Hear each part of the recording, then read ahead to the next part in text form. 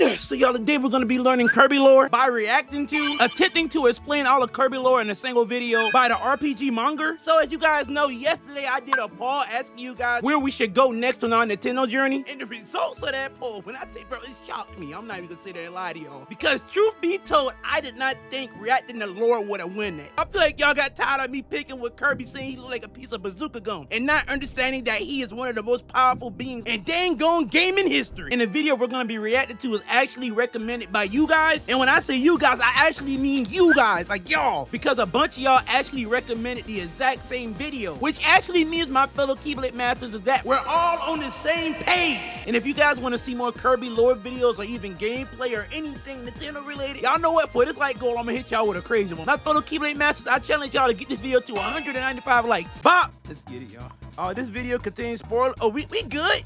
Shoot. We good, right? Because I don't know if I should can I tell you I don't know? Matter of fact, I will. I actually plan on playing the Kirby games in the future on this channel. But you know what? It's all right. We good. Come on, let's go, y'all. Hey! Long ago, in a time before pink puffs and air rides, there lived the ancients. Y'all, is that the Flying Dutchman? Completely shrouded in mystery, save for a few key relics they left behind. But that, who cares about any of that? Because on an unrelated planet far, far away, there lived an innocent pink puff named Kirby. A being of unlimited power who usually likes to spend his days eating, sleeping, or some variation of the two. However, this would all change when a certain self-proclaimed monarch would steal all the food in Dreamland, initiating a rivalry that would be sure to last. He can suck stuff up too! We're going home. Or at least when they felt like it. As while King Dedede would be the first antagonist in the Kirby timeline, he'd soon transition into less of an actual villain and more of an ally slash punching bag for Kirby to wail on in just about every game in the series. He deserves it! Whether it be Dedede trying to prevent Kirby from releasing an actual nightmare demon, or just being possessed by an otherworldly force, this king never— Kirby got a demon now?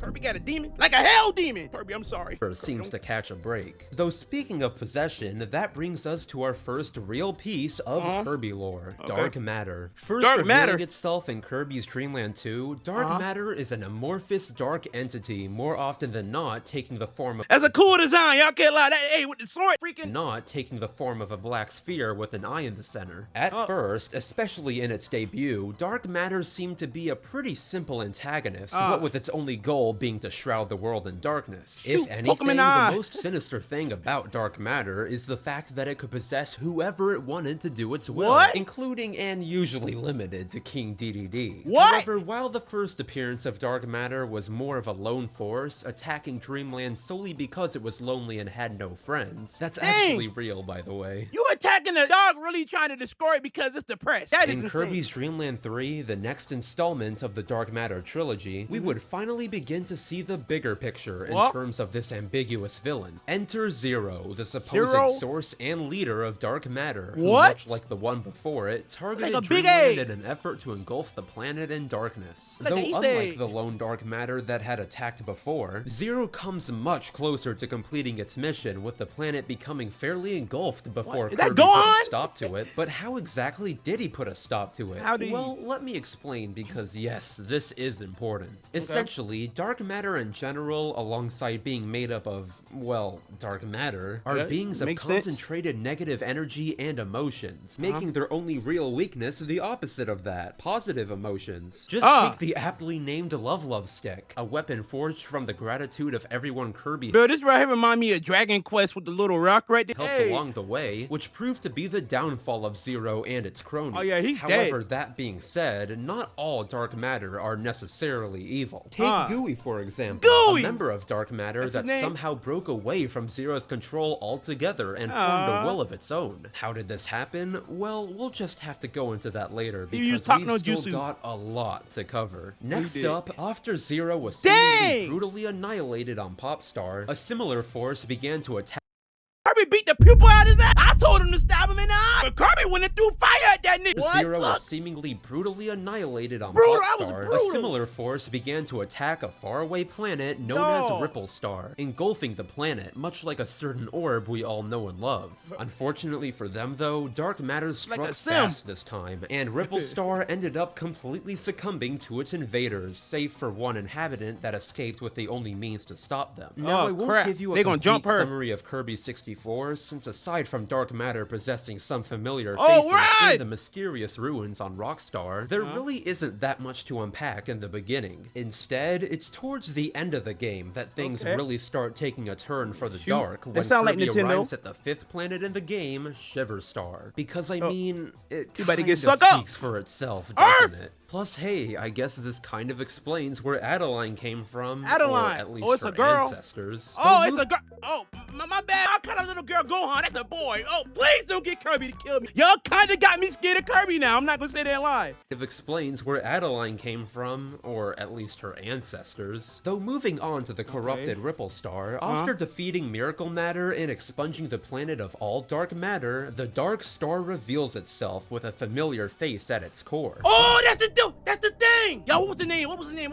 Zero! Yeah, that was Zero! But we didn't saw Kirby kill it! Of all dark matter, the Dark Star reveals itself with a familiar face at its core. But hold up a minute, wasn't Zero destroyed in Kirby's Dreamland 3? Well, kinda. In the case of 64, it's heavily implied Zero was revived using the body that was cast away towards the end of its first fight. So after— even if he still got the body without the pupil, he should be blind! Now y'all know dang well Zero should not have been able to get back. Then on top of that, he been dead because he had a halo! I know I ain't— another mildly disturbing battle in a game made for kids. Dark matter was once again supposedly defeated, never to return again. Yes! At least for another game or two. So taking a step back from dark matter, let's talk— Also, did you guys play this as kids, or did y'all wait till y'all got older and y'all played them as like teenagers or adults? Because bro, I ain't gonna lie, this is kind of brutal. I thought Kirby kids were just cuteness and happiness and fluffiness, something like Stardew Valley or something. Kirby Superstar. Now, this is insane. There isn't that much to be had here, what with most of the sub-games being standalone stories, like Dynablade or Revenge of Meta Knight, where Meta Knight attempts to start an actual war just to get Dreamland's inhabitants to be less lazy. But undoubtedly, aside from the most important sub-game within the game is Milky Way Wishes, where Kirby is tricked by the scheming jester Marx into summoning Galactic Nova, a mysterious clockwork star of then unknown origin. That thing look like my stomach. Nova is summoned by someone, it has the power to grant one wish, no matter how small or large. So in turn, after Marx got the sun and moon to fight each other, the sun and the moon beefing? Yo, what is going on? Bro, watching the sun and the moon fight is like one of the most randomest things ever, bro. They ain't even throwing hands, they throwing body. Literally, all it took was him jumping in to say his wish first to turn the seemingly harmless machine into a force of mass destruction, with it taking the might of both the sun and the moon to stop its advance. Wait, Kirby can talk! Even with all that said, the both of them never stood a chance against the seemingly bottomless pit of power that is Kirby, as he quickly defeated them in no time at all. But it doesn't end there, because— bro, Kirby real life fighting gods. I know I'm not tripping.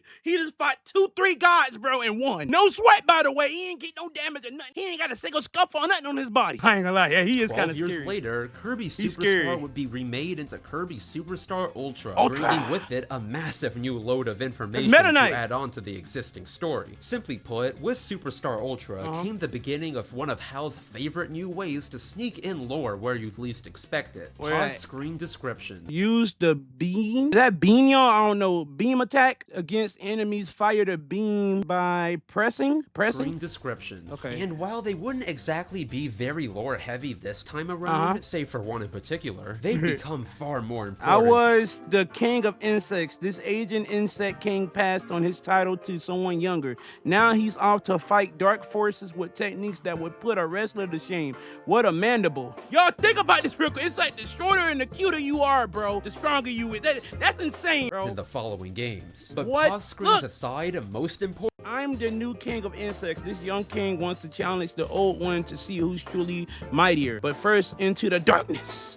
He braves any challenger with his horn. Bro, it looked like Kirby though. Superstar Ultra came 4 completely new sub-games on top of the original 7. And There y'all was been Revenge eating. of the King, a direct sequel to the very first game in the series, Helper to Hero, a version of the arena only with helpers, True Arena, an even harder version of the normal arena, and the star of the show, Meta Nightmare Ultra, where for the very first time, you get to play as the infamous Knight himself. Now, Meta Nightmare Ultra... Hey, low-key, Meta be moving like a gangster Batman. So you mean to tell me you guys were getting all these games at one time, bro? Package that's just one game. Is a bit of a tricky case, since technically the events that take place in Oh. it aren't exactly canon. Instead, they're more of a playing what-if gone. scenario, where the events that take place within the modes flesh out certain aspects of the lore while never canonically taking place What in within the the main world? story. Oh, Case in it's fake, point, though. Galactonite, the final boss of the mode and strongest warrior in the galaxy, sealed away due to fear of his immense power, has technically never made an appearance in the main series canon. But shoot, Kirby had beat him. Kirby had beat him so bad he had turned his life to Jesus. I have no doubt in my mind, y'all. Bro, y'all can't lie though. So he doesn't remind you of something from the Pit game. Like he look like an enemy that Pit would have to defeat to save the world or something like that. The fear of his immense power I would've has seen him away technically too. never made an appearance in the main series canon. Though at the same time, that doesn't mean he doesn't exist somewhere out there and could very well show up in the main series I wanna see him canon and at Kirby any fight. time. Kirby The had beat True on him. Arena also falls under this category as well, serving as a what-if scenario with the What? conception of Mark's soul. A stronger version of Mark's who, after surviving the explosion of Nova, absorbed its power to get revenge on Kirby. Whoa! And as great as all that is, by far the most important aspect of this is his new pause screen description, as it contains some pretty heavy foreshadowing. To quote, Kirby ain't he even scared. absorbed Look at him. a Nova's power to bring back his evil soul. Notice the fact it says a Nova's instead of the Nova's. Yeah. While there is a chance it could be a translation error, considering the events of future Kirby games, I'm not so sure. Though we'll get to that later, because next up on the chopping block is Kirby and the Amazing Mirror, an incredibly important game in terms of lore, as it contains the first instance of the mirror dimension. To start from the literal top, high in the skies above Dreamland, there exists a mirror portal into the Mirror World, a complete reflection of Dreamland, including Mirror World counterparts. That Link hat? Was that Link hat? Y'all, I know I'm not Into the tripping. That was Mirror Link's World, a hat. Look, complete that's the Master Sword. Whoa. Is it canon that Link and Kirby know each other for real? What? Reflection of Dreamland, including Mirror World counterparts to its inhabitants. What you One doing to day, that? after What you been sensing a doing? dark force emanating from the mirror, Meta Knight took action to stop the evil at its source, diving directly into the Shoot, he mirror ain't world, evil. only to be immediately ambushed by Dang. his evil counterpart, They jump Dark you? Meta Knight. Oh, Plus, to dang. add insult to injury, Should have brought Kirby with him. Shoot, they could have jumped him. I mean, them two together. Bro, look. ambushed by his evil counterpart, Look how Dark quick he Meta get Knight. beat. Plus, to add What? insult to injury, he'd also come out of the mirror Oh! to attack Kirby as well, Oh. splitting him into 4 Oh. versions of himself. That's my bad. I was the reason Kirby gets snuck in it. Kirby, I'm sorry, bro. I didn't think he would actually pull up on you. That's my Kirby, my bad, bro. Much Forgive like me. another certain Nintendo game that came out Oh! around this time. But similarities aside, after journeying through the Mirror World and defeating Dark Meta Knight once That's and gotta for be Link's all, sword. the true Oh, he beat him. mastermind is revealed, See? Dark Mind. And What? when you know it, he's the Mirror World equivalent of Zero. I knew it. I know Kirby tired of seeing this dude, bro. Like, Greg, dang, he keep coming back. If I was Kirby, I would have went about a gun and shot his ass. What are the World odds? equivalent of Zero, What are the corrupting odds? the Mirror World much like Zero corrupted the normal look, bro, one. and he Though looks stronger. thankfully, once Dark Mind was defeated, the Mirror World was left in the hands of Shadow Kirby, who would continue to protect it in Meta Knight's and Kirby's stead. Now, You mean to tell me that Kirby is so powerful? They made another version of him, a Shadow Kirby, to protect the Middle Realm. Bro, how is he so strong? What is he? Fam, who what? would continue to protect it in Meta Knight's and Kirby's stead. What? Now, nothing bad will ever come from the Mirror World again, exactly. right?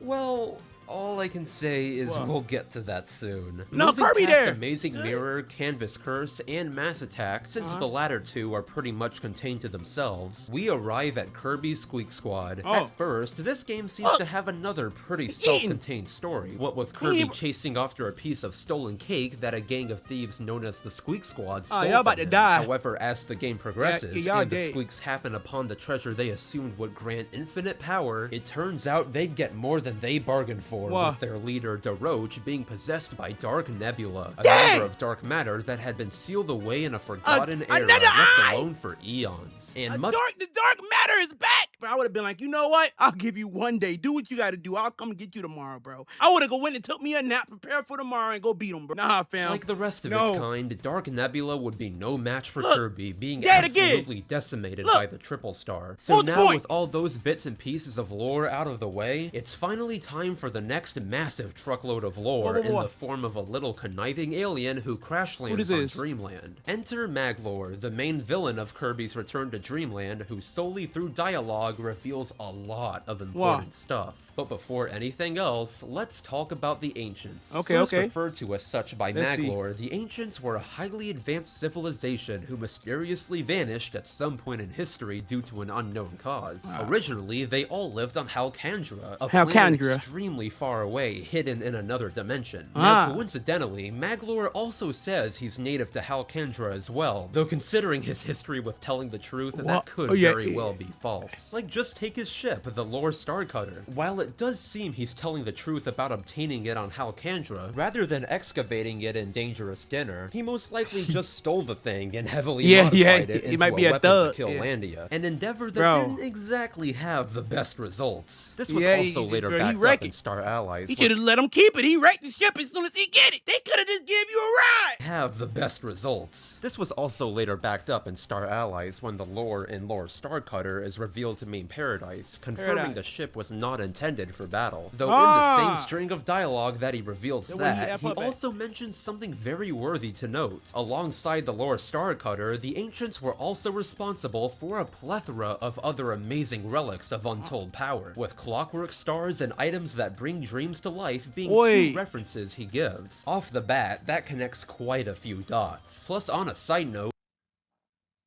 you mean to tell me Galactic Nova was created by the Ancients? The Ancients are the reason that the Dreamland almost went... What in relics of untold power, with clockwork stars and items that bring dreams to life being two references he gives. Off the bat, that connects quite a few dots. Plus, on a side note, when you meet certain conditions on the extra mode for Return to Dreamland, Maglore mentions he actually came to Dreamland already knowing about Kirby, with someone he knows very well having fought with Kirby in the past. Based on these implications and some other information found in later games, this mysterious figure is most likely Marks from Superstar, essentially not only did the Ancients make Galactic Nova, they know one of Kirby's biggest ops! Essentially confirming that he survived the explosion of Nova. So fast forward a bit through the story, and once Maglore tricks Kirby into defeating Landia for the Master Crown it protects, he immediately puts it on the first chance he gets, activating the crown and transforming into a much more sinister form, intending to conquer the entire universe with his newfound power. However, like those who seeked relics of untold power before him, Maglore wasn't exactly aware of the Master Crown's true nature. And as his battle with Kirby progressed, the crown began to show certain traits that weren't present before when it was under Landia's nullifying effect on it. Maybe it's the sudden appearance of an eye on the front of the crown, or maybe it's the fact that it's clearly gone from a crown to an irremovable head. But whatever it is, there's no doubt that the crown itself is sentient, and rather... So basically the crown is stronger than Maglore himself. The crown overpowered him. And the crown also has an eye on it. If what I'm thinking is right, fam, this is about to be insane. And Maglore utilizing its powers, it's the Master Crown itself utilizing Maglore. Just take the third phase of his fight, where after Maglore fails to defeat Kirby even with the power of the Master Crown, the crown takes things into its own hands, completely reforming Maglore into a projection of itself, Maglore is gone, bro. Confirming the origin of the Master Crown's power with a certain characteristic that sometimes appears within Maglore's mouth. All in all, Maglore definitely learned never to play with the powers of literal dark gods Kirby won! Again. Kirby beat dude 3-4 times. This little pink gum-like being, bro, is beating gods back to back. He's clapping them, bro. Their cheeks are gone. He dismantling their cheeks. Shoot, if I was him, I would have sucked them up. Get all their power. And went on to take up the much more positive venture of building amusement parks. So yeah, that got pretty dark in more ways than one. If only I could say things get any better from here on out. Next up, we'll be heading to the scenic heights of Floralia that Kirby finds himself in after his Teranza's house was swept up by the Dreamstalk. The only problem is, alongside Kirby, King Dedede was also swept up, with a spider-like mage named Teranza mistaking him for the hero of Dreamland and kidnapping him as a result. See, while Floralia... Bro, I ain't gonna lie, as much as I love King Dedede, as funny as King Dedede is, bro, he kinda deserved that. I'm not, fam, he done caused so much problems to Kirby, bro. He ain't as bad as Nova. I'm not gonna lie, he ain't bad as them or Dark Matter. Or like Zero, he ain't bad as none of them people, bro. But does he deserve it? I'm changing my mind. I don't know, bro. He been chilling. This seems peaceful. It's actually ruled by a tyrannical queen who will stop at nothing to assure her rule is never disturbed. Kirby about to clack her neck. Overall, a seemingly simple plot for a Kirby game, all things considered. Well, at least it appears that way. Once the main story reaches its climax and Kirby meets the vanity-obsessed Queen Sectonia, there's great. Yo, these are girls that get BBLs and stuff be trying to be shaped, bro. Like they ain't perfect the way they is. Come on, man. But y'all can't lie. She thick as something off, especially considering the queen would go as far as to physically fuse with the Dreamstalk solely in an attempt to preserve her beauty. What beauty? Well, to find the answers to this, Mr. In what world? In what economic political state? She look like Daffy Duck if I try to draw him out from memory.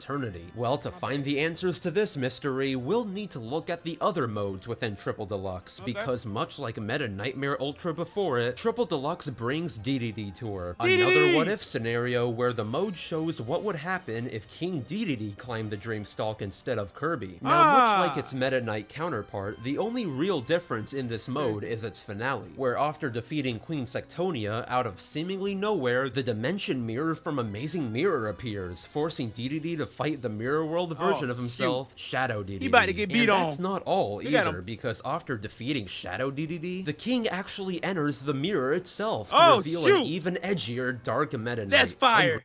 That's fire. Hey, Meta Knight man have one of the coldest designs of all time, bro. I don't know why I love Meta Knight so much, bro, but it's like his design is so cold, bro. He looks like the definition of death, sorrow, and pain. You're Dark Meta Knight, hungry for revenge. Look. But what does this all even mean? Well, let's take a step back here and start from the beginning. Based on information spread across a variety of pause screens, before the events of Triple Deluxe, Queen Sectonia wasn't always a tyrannical monster bent on world domination. In fact, she didn't even look the same. Instead, looking much like her then best friend at the time, Teranza. You see, at this point, Teranza actually had feelings for Sectonia, and as a gift to her, went into the mirror world and stole the Dimension Mirror. Not knowing he been trying to raise up. I see you, Teranza. I see what you're trying to do. Baby girl, I ain't got no money, but I can still give you the world by robbing Nick. The mirror actually served as a prison for Dark Meta Knight, who ever since being defeated had been festering in there, slowly but surely corrupting the very mirror itself with his hatred. So in turn, once Sectonia got the mirror from Teranza, it slowly began to change her the more she gazed into it. Soon, dissatisfied with her current form, she'd use magic to make herself more beautiful. Bro, she basically went and got plastic surgery when you really sit back and think about it. Ladies, let me tell y'all something real quick. Bro, you are beautiful the way you are, fam.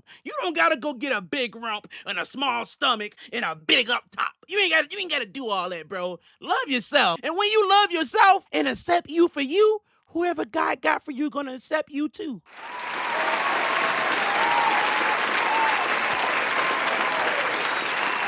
Resulting in the wasp-like appearance you see her with in the game. And once she gazed into the mirror enough, just about every shred of her former self had vanished, being replaced by an endless hunger for power and beauty. Fast forwarding a bit back to the events of the main an Anakin turning into Vader. That's crazy. Story, the Sectonia you see here is but a husk of her former self. Sectonia is dead! With even Teranza realizing that the only solution to save both Sectonia and her subjects is to help Kirby permanently put an end to her. While it's definitely a... Bro, imagine being Teranza, bro, and the person that you love, fam, turns into someone you don't even know. I would be so heartbroken and depressed, bro. Cause fam, bro, and it's his fault. Think about it. He probably thinks he's the reason that this all even happened because he went and got the mirror for her. That's so sad when you really sit back. Bro, and you know what's crazy? Stuff like this happens in real life. Well, of course, not like this. Like, imagine putting a girl on your Instagram and you got about 100,000, 500,000 followers, bro. And you do this to show her that she's the only girl that you love and want, fam.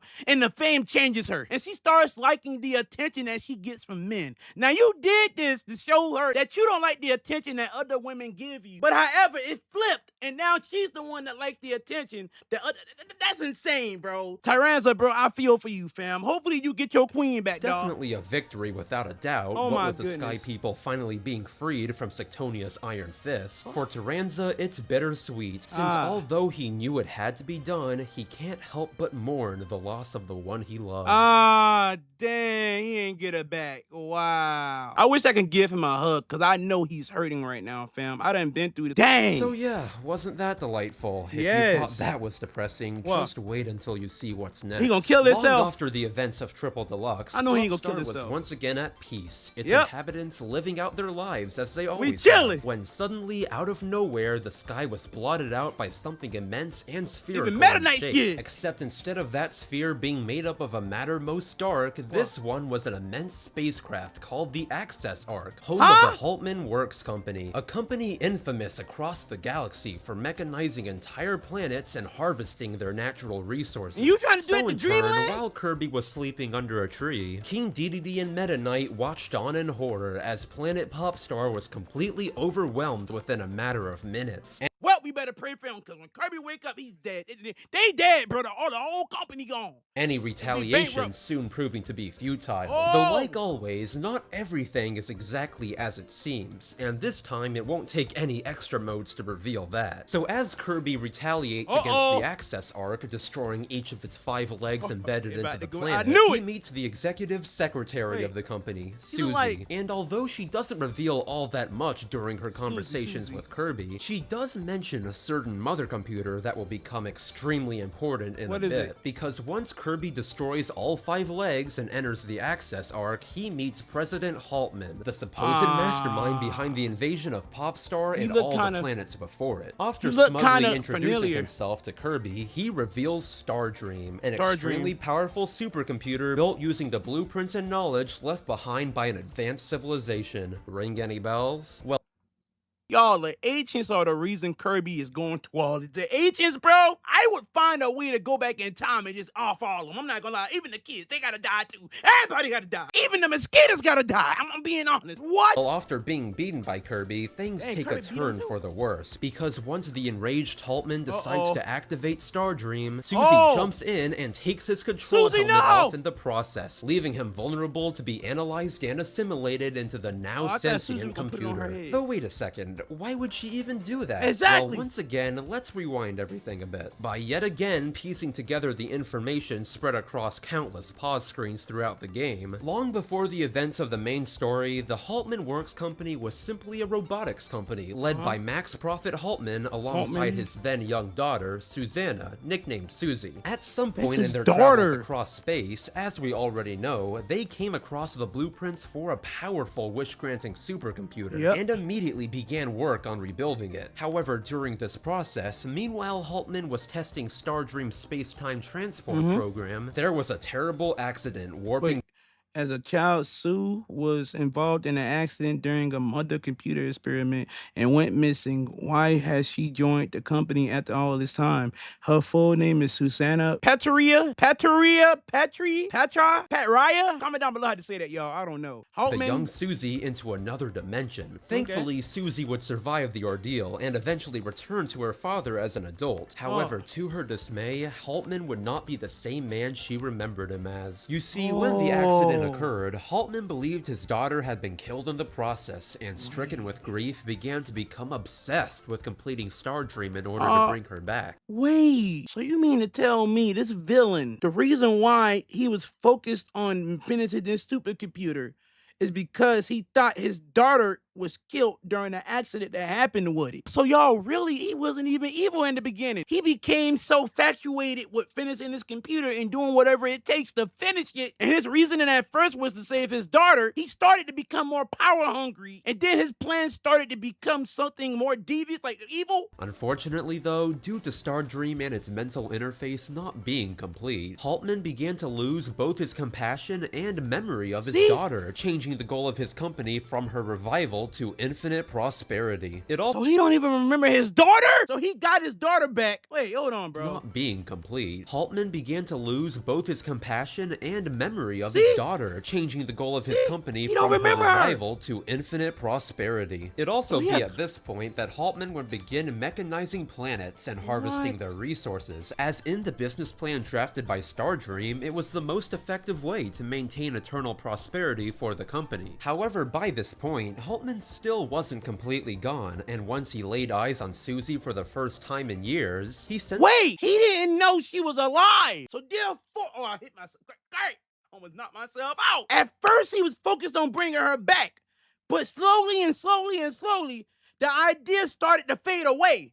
So he started to focus on that, you know, like taking over the planets and that power. So basically, he forgot she existed and didn't know if she was alive or not, bro. She didn't tell him that she was alive. This is his first time seeing her. Insane. The faint familiarity with her, in turn making her his executive assistant. Going back to the climax of the main story now, after seeing what her father had become, in order to teach him a lesson, Susie had been making preparations to steal Stardream and sell it off to any startup company that wanted it. Unfortunately, unbeknownst to anyone, after analyzing the universe through the Haltman Works company and being exposed to the deranged Haltman's desire to mechanize everything, Stardream had developed an extreme hatred for all forms of life. So as a result, once Susie interrupted the startup process of Stardream, the computer took to absorbing all that was left of Haltman's memories down to its very soul, fusing the two. The computer took over. Wait, so does that mean the computer was taking his memory the entire time? To an all-powerful being bent on mass destruction. Of course now, realizing the grave mistake she just made, Susie completely changes her tune and sends Kirby on his way to take down the godlike supercomputer given the soul of a broken man. And just wait, because it doesn't end there. As Kirby fights Stardream in the actual halberd of all things, to make itself stronger, Stardream attaches itself to the Access Arc, transforming the entire ship into a sentient planet. Ironically enough, this also ends up completing Stardream, as underneath the steel plating of the Access Arc, it's revealed that the entire ship was actually a repurposed Clockwork Star, with Stardream being the final piece to reactivate it. Yet again— What the freak? That's a plot twist. Oh my god, that's a crazy plot twist. What the freak? What? And a technology that was meant to be used for the good of everyone, fallen into the wrong hands. Yes! So before we move on to the, as of now, final chunk of Kirby lore, Planet Robobot has a bit more in store for us. First off, like Superstar Ultra and Triple Deluxe, Robobot brought in yet another what-if scenario with Meta Nightmare Returns. A mode that, while does give some pretty valuable possible info, has a finale that is just insane. So in this particular what-if timeline, once Meta Knight defeats Haltman, Stardream recognizes him as its new admin and decides to test his abilities. And again, while this section doesn't really contain too much lore, it more just goes to show just how powerful Stardream is, with it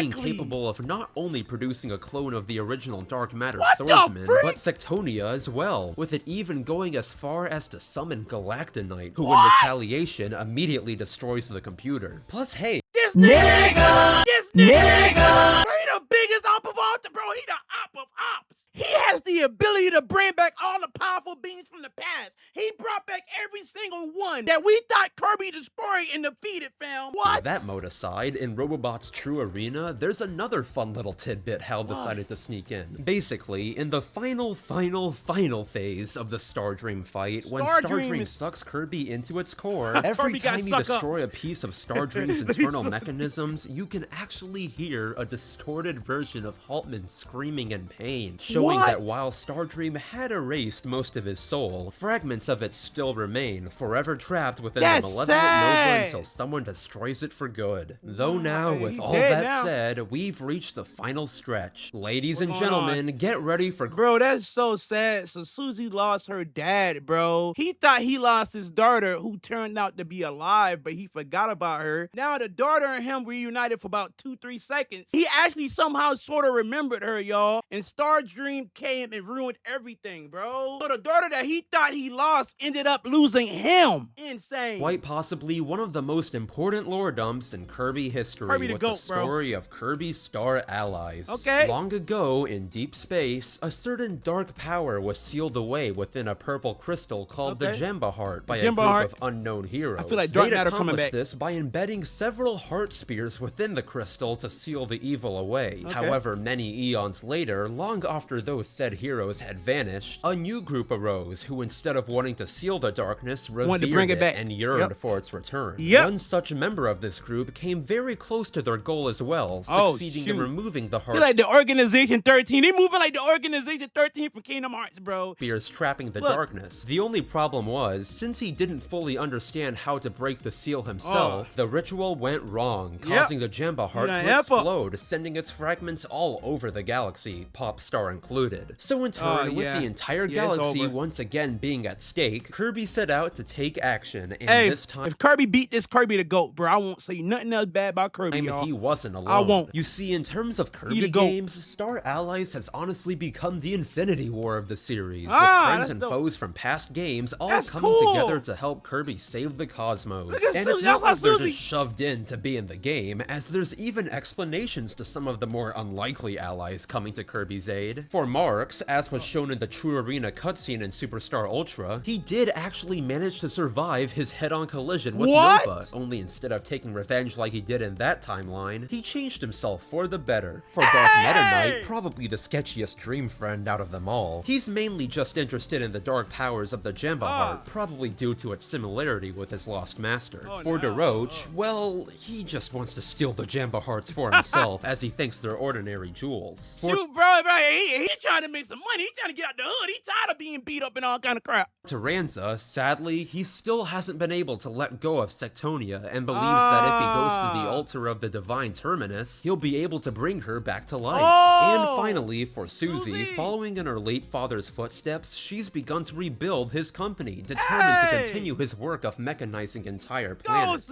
So okay, with the y'all think Tarzana and Susie gonna get together, bro? Y'all think it's a possibility of them two getting together? Tarzana lost the love of his life, and Susie actually lost her.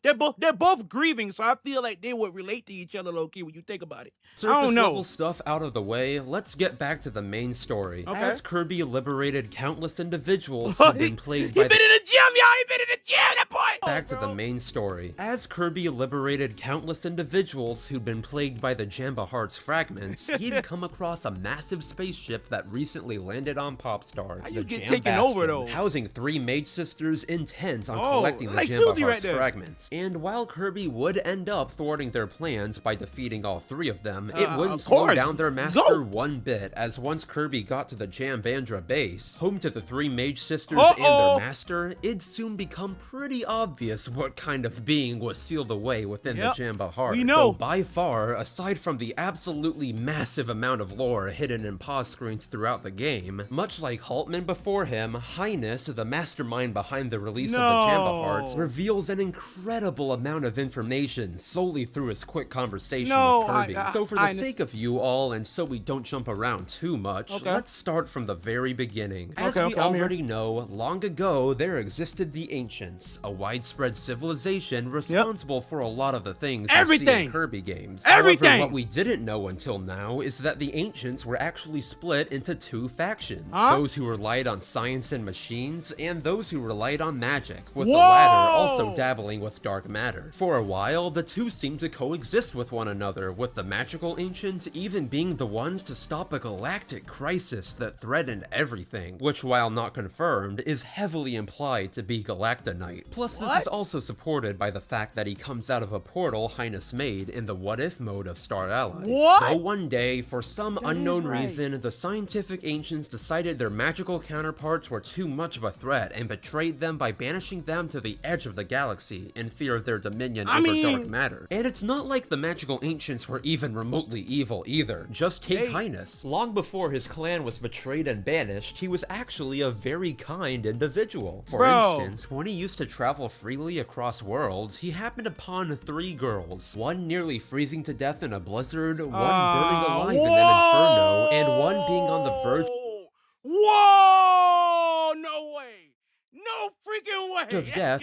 That's crazy. This is I love it. I'm so locked in, fam. And when you realize how everything connects, Brain Blast, it blows your mind, bro. Like, I'm like, what? Death right after she attempted to take her own life by getting struck by lightning. In cases, Hyness saved them at the same time, unlocking their hidden potential for certain types of magic. Though after being betrayed by the scientific ancient, his once kindly heart began to become consumed by hatred and obsession. It'd be at this point that the now insane Hyness would know what people do to you, bro. This is what rude and evil people do to kind-hearted people like us, bro. When you are a good person living in a world with nothing but evilness, bro, it's very easy to become a part of the evil that's going on in the world. Matter of fact, it takes a strong will to remain kind-hearted and good, bro. When it seems like the evil people in the world are winning and are the most loved, bro. It takes a lot.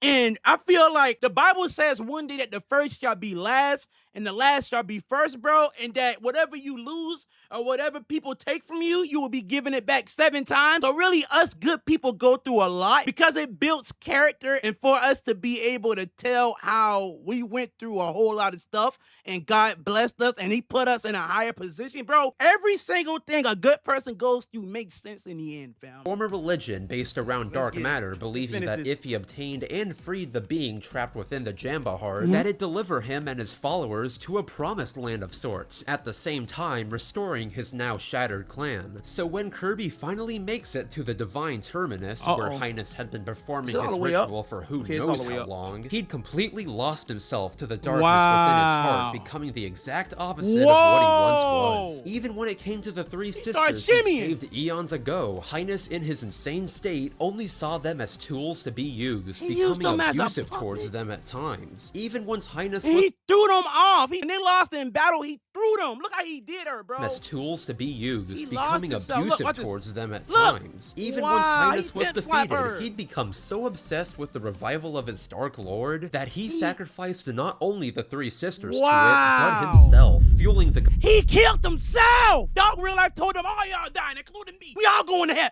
Complete revival of Void Termina. Now at first, Void Termina appears to be a massive hulking titan with incredibly destructive powers. You know, what you'd expect from a destroyer of worlds. But as the fight progresses, clearly there's something more to the humanoid than meets the eye. Just take its 3rd phase, where alongside sprouting wings that look pretty familiar, it summons a replica of the Master Crown, all but confirming Void Termina to be the force controlling the original all along. But most importantly, there's Void Termina's 4th phase, where it straight up pulls an Earthbound and copies Kirby's face. What does this mean? Well, we'll get there in a second, because alongside Kirby's face, as he progressed through the fight, Void Termina confirms what the entire game had been alluding to. The fact that not only is it dark matter, but it's the source of it. I know I'm kind of encroaching on theory territory. I told y'all! I'm sorry for I told y'all! I knew it was dark matter! I knew it! Bro, it made so much sense. It just made y'all, fam. You gotta like the video, bro. But hear me out, because this just lines up too perfectly. As stated in various pause screens, Void, aka Dark Matter, exists in all dimensions, accounting for instances like Dark Mind in the Mirror World, and even Dark Crafter in Kirby and the Rainbow Curse's Seventopia. Though by far, the most game-changing piece of new information expressed by these pause screens is the true nature game-changing piece of new information expressed by these pause screens is the true nature of dark matter. Remember how in the Dark Matter trilogy, Zero's only real weakness was the power of positive emotions? Well, it turns out that was a lot more important than we ever realized, because in this pause screen right here, it's revealed that depending on the type of energy that's gathered, dark matter will not always necessarily be a force of evil, explaining how GUI even came to be. But aside from all that, using the information we get from pause screens and the fact that Void Termina's roar is literally just a slower version of Kirby's voice, there's a pretty good chance Void Termina is actually related to Kirby, with the game heavily alluding to the fact that if Void Termina was born using purely positive energy, he could very well end up looking a lot like our titular Pink Puff, rather. If they had found him first and he was full with positivity, love, and happiness, fam, we would have had another Kirby. Probably more powerful. He probably would have been more powerful than Kirby, bro. This is crazy, a dark bro. monstrosity. And on that note, Look, taking all of that into consideration, not only does this game pretty much spell out the origin of dark matter, but from the information we're given, Kirby himself may very well be the outcome of Void being birthed with pure positive energy. So that's why he's powerful! That is why Kirby is so powerful and cannot be defeated. Because he's basically dark matter if he came out positive and happy. There you have it, right? All of Kirby lore wrapped up nicely with an Elder God. That's insane! Well, not just yet, because after Void Termina was defeated, Hyness would fall into a dimensional rift, absorbing all the dark energy Void left behind and encasing himself in yet another Jamba Heart. So in turn, once Kirby releases him and defeats him in his corrupted state, the three mage sisters who've also been— Bro, I take back every single thing. You ain't no piece of gum, you a god. Kirby, I am sorry, fam. If you seeing this right now, Kirby, I apologize, bro. Bro, I would never say nothing about a bazooka gum and you in the same sentence, bro. Fam, I've been wondering this whole entire time. Why is Kirby so powerful? What is the source of his power? And fam, we just found out that he's basically dark matter. Corrupted challenged Kirby as well, leading to him both defeating them again and purifying them with a friend heart, finally resolving the hatred that had plagued them for so long. In fact, this is honestly a pretty happy ending in Kirby terms, what with there being no dead dads and no dead crushes. Plus, in a completion picture for the mode, it seems like even Hyness has finally begun returning to his old ways, relaxing with the three mage sisters on a beach. But wait just a second, since while Hyness seems to have finally found peace within himself, there's one more looming entity I haven't touched. Crap, bro. I thought the world been saved, y'all. I thought we was good. I thought we were gonna have a happy ending, bro. Everybody chilling, they drinking milkshakes, ice cream and stuff. They just having fun, bro. Cake and ice cream. You know what I thought this was gonna be, bro? It ain't over yet, ain't it? If you thought the lore around Void Termina was convoluted, then oh boy, you haven't seen anything yet. So okay, in Star Allies, there's a what-if mode called Guest Star Allies, where it depicts what would happen if one of Kirby's friends confronted Hyness instead of Kirby himself. And like always, it's only the finale itself that really has any noticeable changes, since instead of fighting Void Termina, Hyness instead decides to open up an interdimensional portal, once again releasing Galactonite onto the world. Except things don't go how they usually do this time. Instead, a familiar butterfly lands on the tip of his sword, completely absorbing Galactonite's immense power and creating Morphonite, a mysterious warrior whose design actually originated from the canceled Kirby GameCube game. That's so as cool and completely random as that's probably my favorite, bro. That's my favorite. Let me look at it again. From the that's probably my favorite knight design right there, Kirby GameCube. Look at his sword. Look how cool he looks. Damn, he might be as a cool Power and Ranger completely random as Morphonite is, let's touch on that butterfly for a second, because I'm not joking when I say it's literally been with Kirby all along. While the specific orange one has only appeared in every mainline game since Return to Dreamland, butterflies in general have been appearing alongside Kirby ever since the very first game, meaning a being capable of absorbing the actual strongest warrior in the galaxy has been with us this whole time. That is insane. I know what you're saying. Bro, mouth drop. My mouth like this. Kirby had a godlike being by his side the entire time, bro. We've been watching this video. What the actual hell is even happening anymore with Kirby lore? And honestly, for this one, I share your sentiment. As of now, Morphonite and the nature of the butterfly are mostly shrouded in mystery, with the only real information about them being the fact that the butterfly is a supposed being of paradise, and that Morphonite is associated with a judgment day of sorts, meaning Morphonite is somehow related to the Kirby afterlife? Absolutely insane, I know. So, well, that's about it. Or at least it is for now. To be honest, there's no telling what Hal has in store for us next. Hell, for all we know, Yin Yarn could somehow end up being the key to everything. You really never know. But anyways, ranting like a madman about Kirby lore for so long has given me an appetite. How about some strawberry shortcake? Let's go, bro. Hey, Kirby, shout out, yo. This video isn't exactly the usual kind of... Slice it in 30,000, bro. 34,000 to be exact. Bro, we ain't gonna have nothing to eat. We ain't gonna have a slice. It's gonna be a little pinch. Thing I do on my channel, but hey, please tell me if you all enjoyed it. I loved I'd be it. more than happy to This make was more amazing, like it. bro. I mean, hell, if you ask me, the love Kirby timeline deserves an entire video on its own. And Hey. before we go, today's cool thing of the day is definitely the Kirby Lore series by Wooly Versus. Because Hey, y'all wanna watch that? Y'all, that was a crazy road trip, fam. And the crazy thing about it all is that if Kirby is this amazing and so interesting and freaking, bro, this is amazing. Imagine the other Nintendo series we haven't even got into yet, bro. If you guys want to continue this lore knowledge run, bro, hey, this series, fam, let me know, bro. I will continue reacting to lore, along with playing the games and, you know, getting into other media that aren't just Nintendo related, but Sonic as well, y'all. And also, with that being said, if you guys enjoyed my commentary in the freaking video, make sure to go ahead and smash that like button and go subscribe to join the Keep It Master family. I love you guys. Let's shine out. May Jesus be your guide and key. But I know y'all dead wrong. Thank Jesus I'm headstrong. I ain't never left every day. I've been at it. All I ever needed was some time to figure out mine. Get out of my mind.